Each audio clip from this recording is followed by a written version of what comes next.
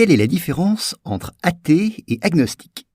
Alors, si j'ai décidé aujourd'hui de consacrer cet épisode à cette question, c'est que dans le langage courant, ces deux mots, athée et agnostique, sont souvent donnés comme des synonymes. Pourtant, ils ont un sens bien différent.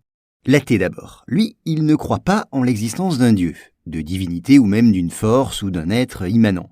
En effet, le terme est formé du grec théos, qui signifie Dieu, et du privatif a, voulant dire sans. Le sens de ce mot athée est donc sans ambiguïté. L'athéisme, qui postule que la seule réalité est la matière, est donc l'expression d'une conviction, et même pour certains, d'une forme de croyance. Puis ce sont aussi des gens qui, la plupart du temps, croient dans le progrès et les réalisations de la science. Ensuite, agnostique. Ce mot a été forgé à la fin du XIXe siècle par le naturaliste anglais Thomas Huxley.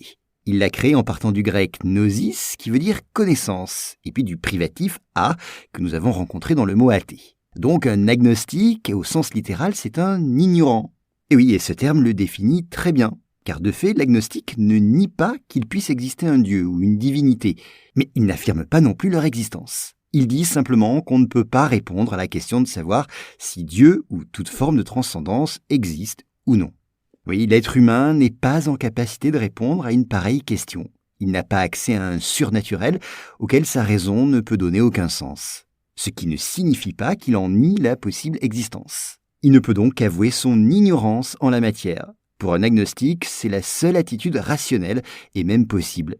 En tout cas, c'est un écho à la célèbre pensée de Socrate. Tout ce que je sais, c'est que je ne sais rien. Ce qui induit le philosophe à faire preuve d'humilité et à rechercher constamment la vérité.